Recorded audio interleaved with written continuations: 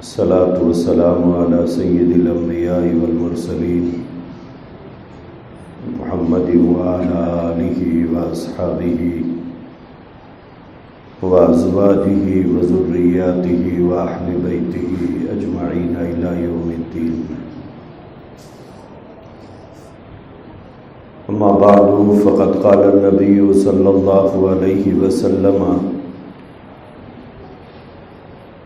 لكل أمة فتنة وفتنة أمتي المال أو كما قال عليه الصلاة والسلام.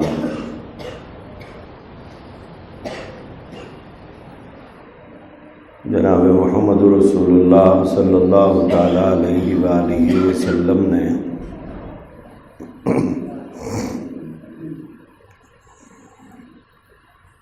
ارشاد فرمایا ہے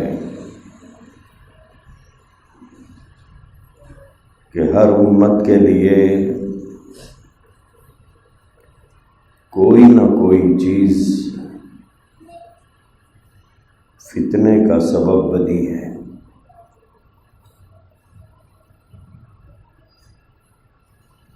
اور اس فتنے میں پڑ کر وہ امت برباد ہو گئی ہے. لِكُلِّ أُمَّةٍ فِتْنَةٌ. قرآن کریم کے اندر اللہ تبارک و تعالیٰ نے ان برباد قوموں کا ذکر فرمایا ہے جو فتنوں میں مبتلا ہو کر اللہ کے غضب کا شکار ہوئی ہیں.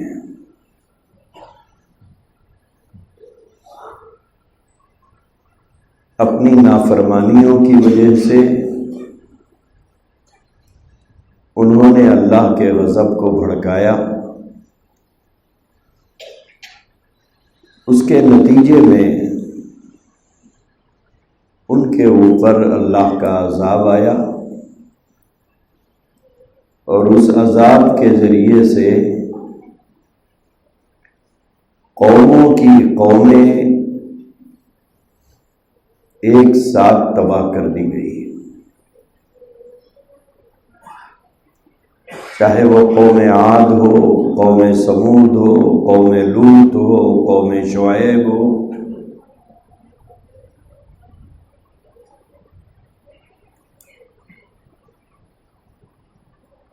کوئی نہ کوئی چیز ان کے لیے فتنے کا سبب بنی، اس کے نتیجے میں اللہ کا غضب بھڑکا.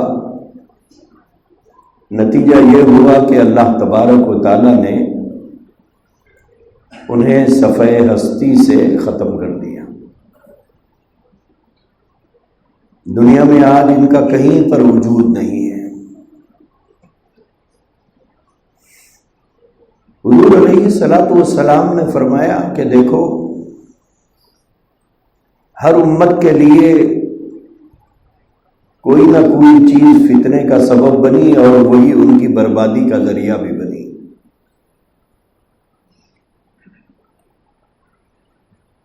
تمہارے لیے بھی جو چیز فتنہ بن سکتی ہے اور وہی چیز تمہاری بربادی کا ذریعہ بھی ہو سکتی ہے. حضور نے فرمایا وہ چیز ہے وہ فتنۃ امتی المال. میری امت کا فتنہ مال ہوگا. جتنا مال میری امت کے پاس آئے گا اتنا ہی یہ فتنوں میں مبتلا ہوتی جائے گی.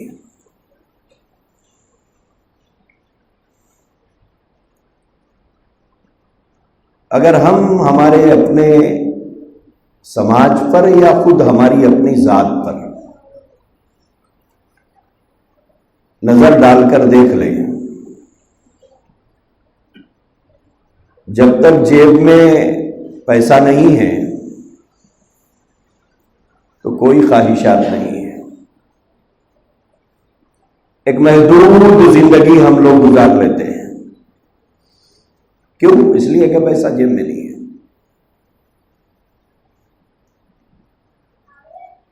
لیکن جیسے جیسے ہمارے جیب میں پیسہ آتا جاتا ہے، فراوانی بڑھتی ہے، کچھ وسعت پیدا ہوتی ہے، تو جیسے جیسے ہاتھ میں مال آتا جاتا ہے تو ویسے ویسے زندگی کی پلاننگ تبدیل ہوتی رہتی ہے، خواہشات بڑھتے جاتے ہیں، منصوبے بنائے جاتے ہیں.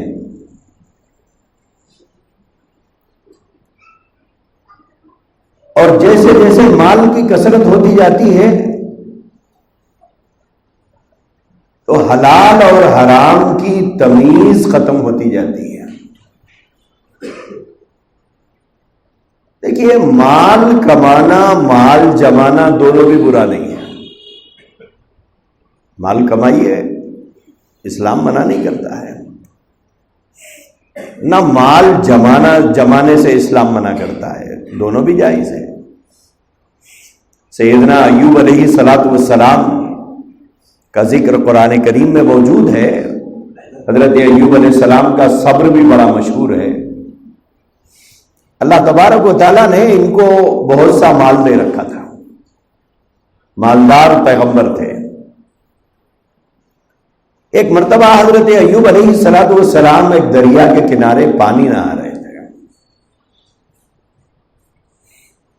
تو حضرت ایوب علیہ السلام کی نظر پڑی کہ سونے کے پتنگے وہ زمین کی طرف آ رہے ہیں. بڑا تعجب ہوا دیکھ کر کہ سونے کے پتنگے. تو حضرت ایوب علیہ الصلوۃ والسلام نے نہانا ترک کر کے ان سونے کے پتنگوں کو جمع کرنا شروع کیا. تو اللہ تبارک و تعالیٰ نے حضرت ایوب علیہ الصلوۃ والسلام سے فرمایا کہ ایوب، ہم نے تمہیں کیا کمی کی ہے کہ تم نے نہانا چھوڑ کر سونے کے پتنگوں کو اکٹھا کرنا شروع کیا ہے؟ تمہارے پاس کمی کیا ہے؟ تو حضرت ایوب علیہ الصلوۃ والسلام نے فرمایا، پروردگار عالم، کمی تو کسی بھی چیز کی نہیں ہے، کمی تو کسی بھی چیز کی نہیں ہے. آپ نے بہت کچھ دے رکھا ہے مجھے، لیکن آج پہلی مرتبہ میں سونے کے پتنگوں کو زمین کی طرف آتا ہوا دیکھا تو میں نے سوچا کہ یہ لامحالہ آپ کی کوئی خاص رحمت ہے،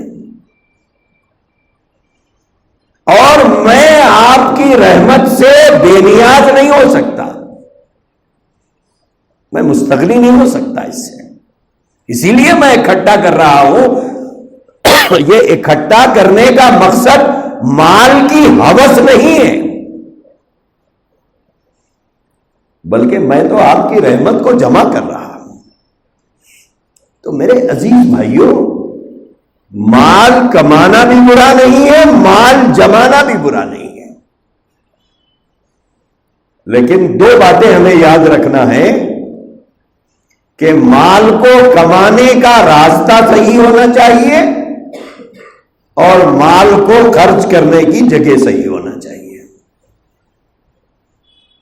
تب یہ مال فتنہ نہیں ہوگا. آنے کا راستہ بھی صحیح ہو اور خرچ کرنے کی جگہ بھی صحیح ہو، تب یہ مال فتنہ نہیں بنے گا. اور تیسری بات یہ ہے کہ یہ مال اللہ کی فرمانبرداری کے راستے میں رکاوٹ نہ ہو.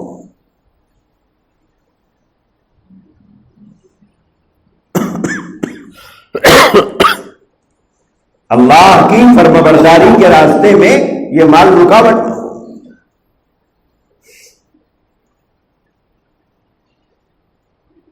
کیوں؟ اس لیے کہ مال تو ہونا ہے. اگر مال نہیں ہے تو کھائے گا کہاں سے؟ مکان کیسے بنائے گا؟ کپڑا کہاں سے لے گا؟ ضروریات زندگی کو پورا کیسے کرے گا؟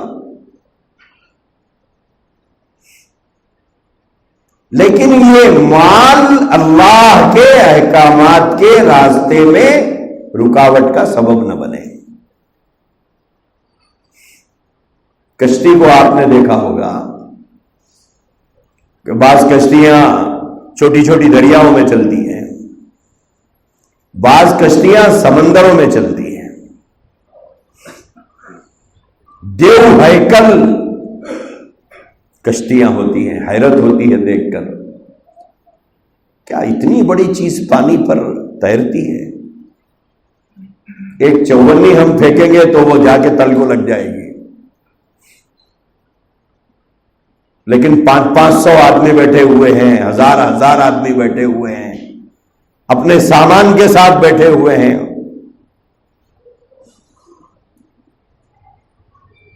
اس کے اندر دوسروں کا سامان بھی ہے، اور وہ کشتی سمندر پہ تیرتے ہوئے 10 دن کا سفر کر رہی ہے۔ اس کشتی کے آگے بھی پانی ہے، پیچھے بھی پانی ہے، دائیں بھی پانی ہے، بائیں بھی پانی ہے، نیچے بھی پانی ہے۔ کشتی کو کوئی نقصان نہیں ہے، کشتی چل رہی ہے، جا رہی ہے۔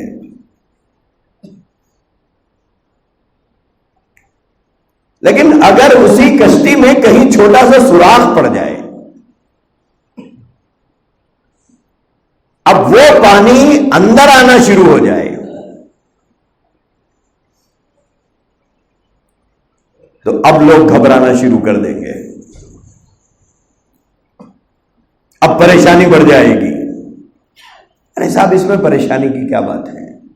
دائیں بھی پانی ہے، بائیں بھی پانی ہے، آگے بھی پانی ہے، پیچھے بھی پانی ہے، نیچے بھی پانی ہے۔ سمندر کی لہروں کو اٹھتا ہوا آدمی دیکھتا ہے لیکن پریشان نہیں ہوتا ہے، لیکن وہی پانی جب اندر آنا شروع ہوتا ہے تو اب لوگوں کی چیخیں نکل جائیں گی۔ کیوں؟ یہ نقصان دہ ہے۔ باہر چاہے کتنا رہے اسے کوئی نقصان نہیں ہوگا، لیکن وہی پانی جب اندر آنا شروع ہوتا ہے تو اب حادثے کے خطرات بڑھ جاتے ہیں۔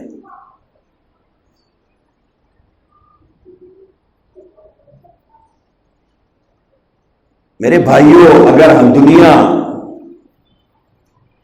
سیدھی جانب رہے، بائیں جانب رہے، آگے رہے، پیچھے رہے، نیچے رہے، اس سے کوئی فرق نہیں پڑے گا، لیکن جس دن یہ مال کی، دولت کی، دکان کی، مکان کی، نوکری کی، کاروبار کی محبت آدمی کے دل میں بیٹھ جائے، اب دکان نماز کو نہیں جانے دے رہی ہے، یہ ہے خطرہ۔ دکان خطرہ نہیں ہے، وہ نماز کو نہ جانے دینے کی کیفیت جو ہے یہ خطرہ ہے۔ نوکری خطرہ نہیں ہے، کاروبار خطرہ نہیں ہے، جو بھی کام ہم کر رہے ہیں وہ خطرہ نہیں ہے ہمارے لیے، لیکن اذان کے بعد جس کام میں ہم مصروف ہیں اس کام کو چھوڑ کر نماز کے لیے نہ جانا یہ خطرہ ہے، یہ ہے سب سے بڑا خطرہ۔ لفظ مال برا نہیں ہے، خوب کمائیے، لیکن آنے کا راستہ اور خرچ کرنے کی جگہ دونوں صحیح ہونا چاہیے۔ کمائیے،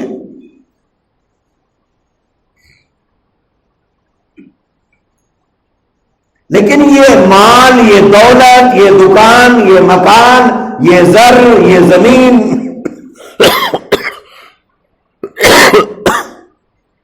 یہ چیزیں اللہ کی اطاعت کے راستے میں رکاوٹ کا سبب نہ ہو۔ اس وقت تک یہ مال کوئی نقصان نہیں دے گا.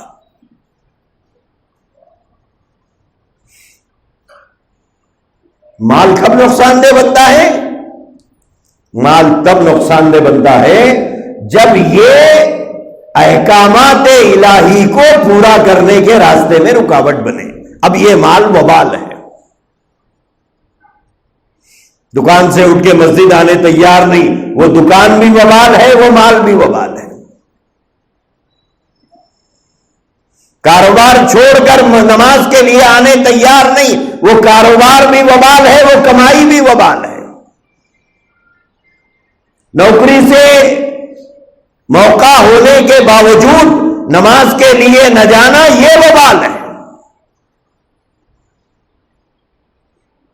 جب تک پانی کشتی کے چاروں گرد ہو کوئی فرق نہیں پڑے گا، لیکن کشتی میں اندر آنا شروع ہو جائے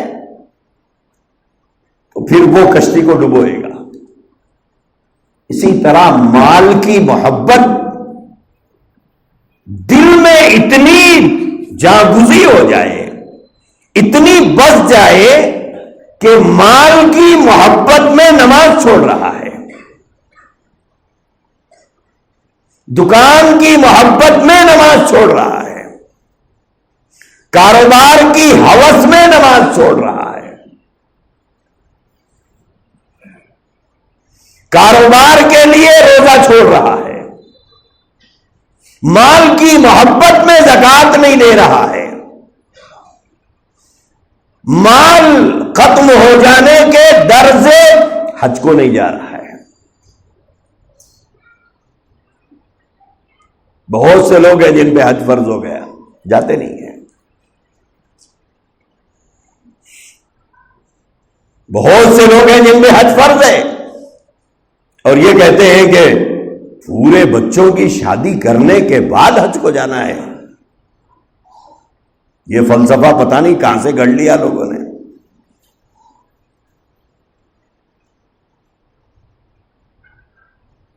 یہ بازاری باتیں ہیں، یہ دین کا حکم نہیں ہے، یہ دین کا حکم نہیں ہے.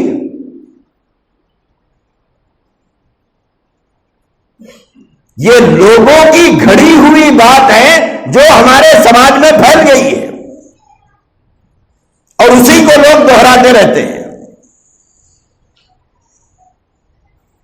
کہ اس کی شادی ہونا ہے، اس کی شادی ہونا ہے، وہ اس کا کاروبار جمنا ہے، اس کا فلانا ہونا ہے، اس کے بعد بچ گیا تو دیکھا جائے گا. یہ ہے حج کی اہمیت ہمارے پاس. جس آدمی پر حج فرض ہو گیا اور اس نے حج ادا نہیں کیا، اسی حالت میں موت آئی، حضور نے فرمایا چاہے یہودی ہو کے مرے، نصرانی ہو کے مرے، مجھے کوئی پرواہ نہیں.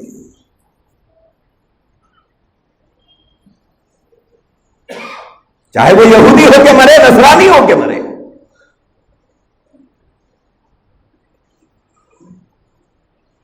تو وہ مال جو اللہ کی اطاعت کے راستے میں رکاوٹ بنے، وہ دکان، وہ مکان، وہ جائیداد، وہ کاروبار، وہ مشغولیت، وہ مصروفیت، وہ تعلیم جو اللہ کی اطاعت کے راستے میں رکاوٹ بنے، تو سمجھنا چاہیے کہ میں اپنے لیے وبال پال رہا ہوں، میں اپنے لیے وبال پال رہا ہوں. دیکھیے بازاروں میں آپ مسجدوں کے سایوں میں رہتے ہیں لوگ، بعض جگہ تو مسجد کے ملگیوں میں کاروبار کرتے ہیں، نماز نہیں پڑھتے. مسجد کی ملگیوں میں کاروبار ہوتا ہے، نماز نہیں پڑھیں گے. مسجد کے میناروں کے سائے ان کے مکانوں پر، ان کی دکانوں پر پڑتے ہیں، نماز نہیں پڑھیں گے.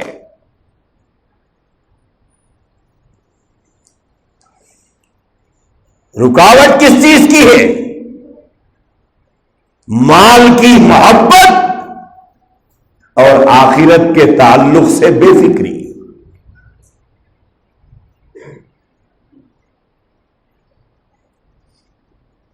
خبر کے گڑھے کو بھول جانا.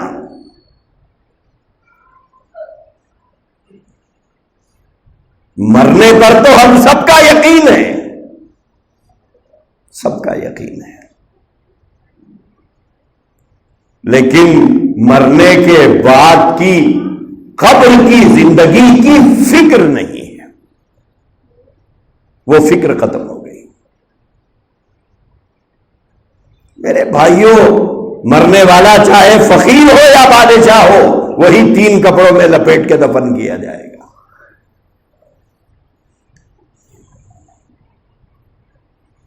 چاہے فقیر مرا ہو، چاہے بادشاہ مرا ہو. اسی لیے اللہ کے نبی علیہ الصلوۃ والسلام نے فرمایا لِكُلِّ أُمَّةٍ فِتْنَةٌ، ہر امت کے لیے کوئی نہ کوئی چیز فتنے کا سبب بنی ہے. وہ فتنۃ امتی المال، اور میری امت کا فتنہ مال ہوگا. یہ امت مال کے فتنے میں پڑ کے برباد ہوگی، مال کے فتنے میں پڑ کے تباہ ہوگی. آج مال کی محبت میں دکان چھوڑ کر مسجد آنے تیار نہیں.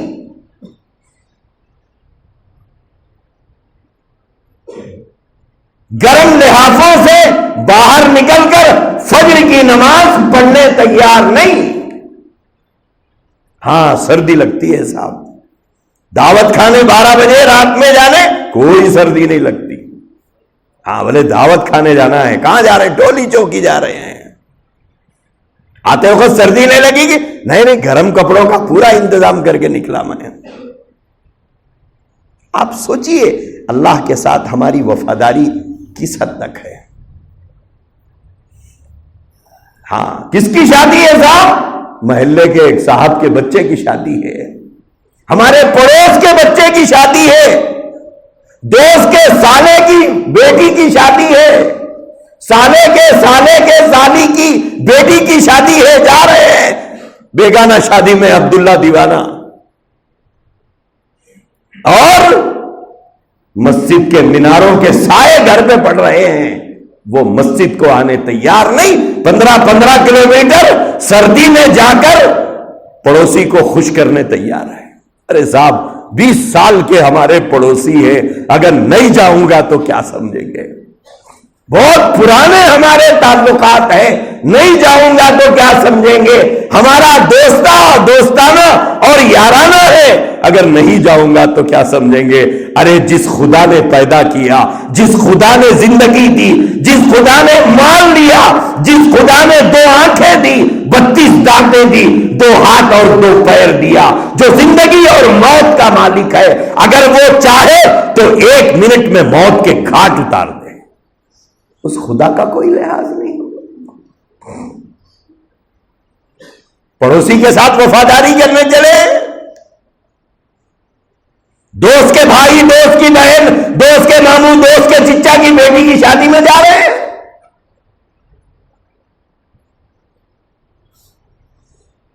لیکن ہم مسجد آنے تیار نہیں. دیکھیے فجر کی نماز میں مسجدوں میں کیا صورتحال ہے، 2 پوری نہیں ہو رہی ہے. ہاں 100% مسلمانوں کا محلہ، چاروں گرد مسلمان ہی مسلمان رہتے ہیں.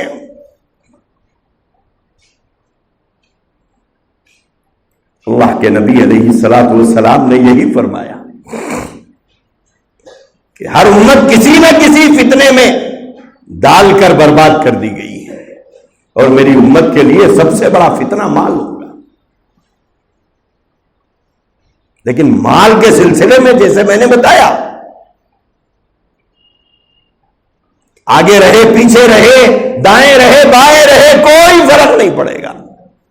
مال تو حضرت عثمان غنی رضی اللہ عنہ کے پاس بھی تھا، مال تو حضرت عبد الرحمن ابن عوف رضی اللہ عنہ کے پاس بھی تھا، مال تو حضرت ابو طلحہ کے پاس بھی تھا. واقعہ سنا ہوگا آپ نے، حضرت ابو طلحہ رضی اللہ تعالیٰ عنہ کا بڑا شاندار بہت خوبصورت باغ تھا مدینہ طیبہ میں.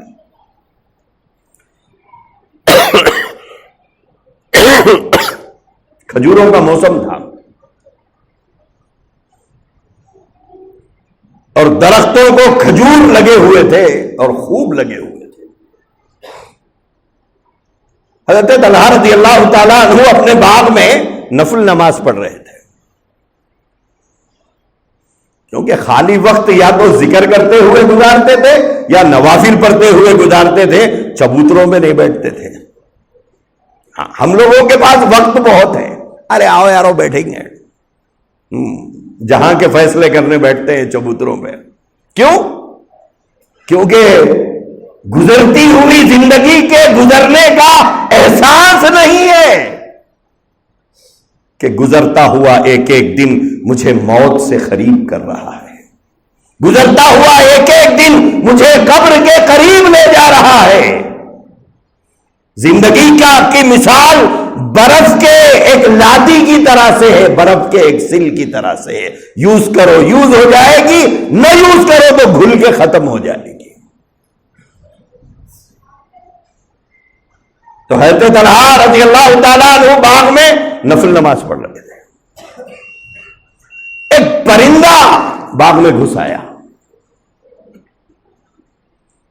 اب وہ نکلنا چاہتا تھا، لیکن وہ کھجوروں کا باغ ایسا ایک دوسرے سے جھاڑ ملے ہوئے تھے کہ وہ پرندہ نکل نہیں، راستہ اسے نہیں مل رہا تھا. تو وہ کھجوروں کے خوشوں میں پھڑپھڑا رہا تھا.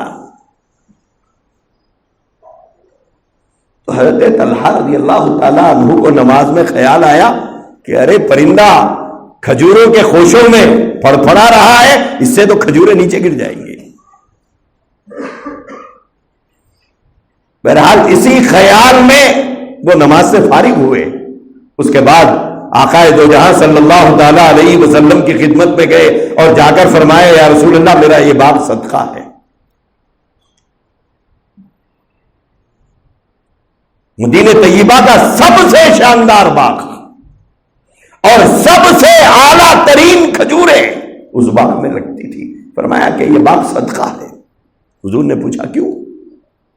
تو انہوں نے عرض کیا یا رسول اللہ نماز پڑھ رہا تھا، ایک پرندہ گھس آیا، وہ خوشوں کے درمیان میں پھڑپھڑانے لگا، تو میرا خیال اللہ سے ہٹ کر کھجوروں کی طرف چلے گیا. بولے میں ایسی چیز کیوں رکھوں جو میرے اور اللہ کے درمیان میں حائل ہو جائے، کہ کھجوروں کی محبت، باغ کی محبت یہ میری نماز میں خلل کا ذریعہ بن گیا، میں اسے رکھنا نہیں چاہتا. ہاں، ایک نفل نماز میں دھیان ہٹ گیا، صرف دھیان ہٹا تھا اور کچھ بھی نہیں ہوا تھا. یہ تو فرض نماز میں روز ہوتا ہے ہمارے ساتھ. امام صاحب سے غلطی ہو گئی، ایک آدھ آدمی لقمہ دے دیا نہیں دے دیا، دوسرا تو ڈاؤٹ میں رہتا ہے بولنا کیا ہے، کیونکہ ہم خود حاضر نہیں، سر سجدے میں من بجیے میں. اب یہ ہماری نمازوں کا حال ہے. ادھر امام صاحب اللہ اکبر کی رکعت باندھے ساری دنیا کی سیر کر کے ہم آ رہے ہیں. یہ ہماری نمازوں کا حال ہے. اسی لیے میں اکثر کہا کرتا ہوں 2 رکعت نماز ہماری جھولی میں ایسی نہیں ہے جو اللہ کی بارگاہ میں پیش کر سکے کہ مولا یہ 2 رکعت ہے، خالص تیرے لیے پڑھا تھا. غور کر کے دیکھ لیجئے، 2 رکعت نماز نہیں ملے گی جھولی میں. تو انہوں نے کہا یا رسول اللہ یہ باغ صدقہ ہے. کیوں؟ بولے میرا دھیان اللہ سے ہٹ کر کھجوروں میں آ گیا. بولے اب یہ باغ میں نہیں رکھتا جو میری اطاعت کے راستے میں رکاوٹ بن گیا ہو. وہاں ایک نفل نماز میں کیا اللہ سے دھیان ہٹا، باغ صدقہ کر دیا، نہ رہے بانس نہ بجے بانسری. اور یہاں 20 سال سے مسجدوں کے ملگیوں میں بیٹھے ہوئے ہیں، نمازی نہیں بن سکے.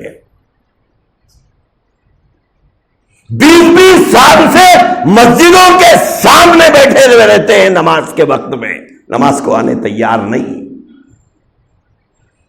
20 سال سے لوگوں کو نماز کو آتا اور جاتا دیکھ رہے ہیں، لیکن کبھی دل پہ چوٹ نہیں لگی ارے میں بھی تو مسلمان ہوں، کیوں نہیں جاتا مسجد کو، میں بھی تو مسلمان ہوں. وہ احساس مردہ ہو گیا، احساس مردہ ہو گیا. مال کی محبت، دنیا کی محبت، دوستوں کی محبت، محفلوں کی محبت، جبکہ اس میں سے ایک بھی کام آنے والا نہیں ہے. ایک بھی نہیں. پتا نہیں ہم مرے تو ہماری جنازہ بھی پڑھیں گے نہیں پڑھیں گے نہیں معلوم ہے. کون؟ دوست صاحب. کون؟ وہی جن سے ہمارے تعلقات ہیں. وہ ہماری جنازہ بھی پڑھیں گے نہیں پڑھیں گے نہیں معلوم ہے، جن کے لیے ہم اپنا وقت دے رہے ہیں.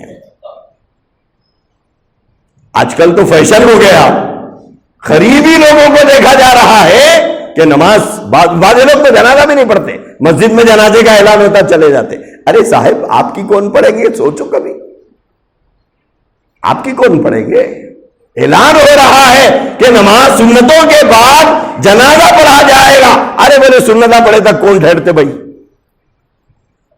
یہ جا رہے ہیں لوگ. یہ ہے انسانیت ہماری، یہ ہے انسانیت ہماری. اب کچھ لوگ پڑھ بھی لیے تو جن کو قبرستان جانا ضروری ہے، رشتہ داری اتنی مجبوری کی ہے، وہ لوگ جا رہے ہیں، اور ادھر تدفین ہو رہی ہے، یہاں ہنسی مذاق کرتے ٹھہرے ہوئے. میں اکثر قبرستان میں اپنے رشتہ داروں سے کہتا ہوں ایک دن آئے گا ہماری تدفین ہوتی رہے گی، لوگ ایسے ہی ہنستے رہیں گے.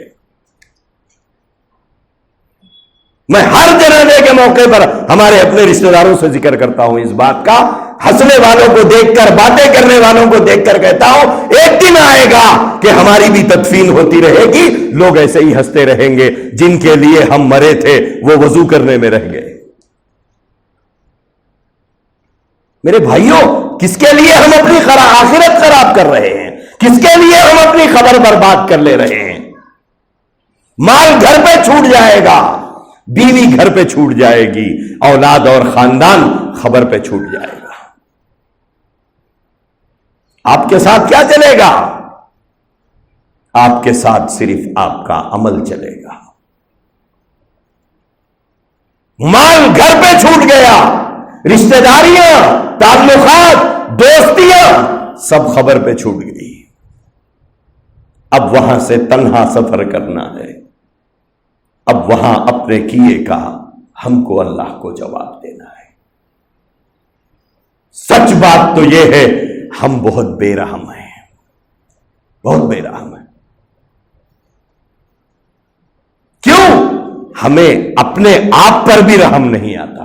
ہم اتنے بے رحم ہیں، ہم اتنے سندل ہیں کہ ہمیں اپنے اوپر رحم نہیں آتا. ہم اپنے اوپر بھی ترس نہیں کھاتے. ارے میری قبر کا کیا ہوگا، میرے حشر کا کیا ہوگا، میری آخرت کا کیا ہوگا؟ یہ سوچنے والا اپنے اوپر ترس کھانے والا ہے. یہ نہ سوچنے والا وہ بے رحم ہے جو اپنے اوپر بھی ترس نہیں کھاتا، اپنے اوپر بھی رحم نہیں کھاتا. میرے بھائیوں، سوچ لو. آپ کو بھی سوچنا ہے، مجھے بھی سوچنا ہے کہ آج انتقال ہو گیا تو کل اس وقت تک تدفین سے لوگ فارغ ہو جاتے ہیں. یہی ہماری زندگی ہے. آج انتقال ہو جائے، کل اس وقت تک فارغ ہو جاتے ہیں لوگ، تدفین سے فارغ ہو جاتے ہیں. رو دھو کے، آنسو ناک پوچھ کے ہمارے بچے کھانا بھی شروع کر دیتے ہیں. آئے گا کوئی نہیں ساتھ، کوئی ساتھ نہیں آئے گا. اسی لیے کہا جگہ جی لگانے کی دنیا نہیں ہے، یہ عبرت کی جا ہے تماشا نہیں ہے. اللہ ہم سب کو توفیق عطا فرمائے. وآخر دعوانا الحمدللہ.